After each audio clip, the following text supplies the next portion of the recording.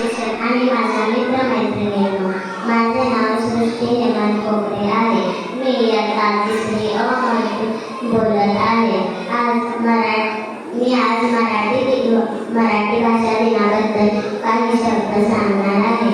मराठी भाषा दिवस दरवर्षी 27 फेब्रुवारीला साजरा केला जातो.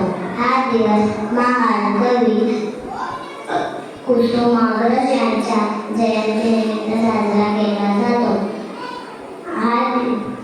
मराठी खूप गोड आणि सुंदर आहे. मराठीमुळे आपल्याला आपली संस्कृती, परंपरा आणि इतिहास समजतो. आजच्या काळात इंग्रजी शिकणेही खूप महत्त्वाचे आहे.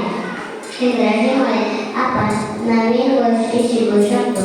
आपण आपल्या मराठी भाषेचा अभिमान ठेवला पाहिजे.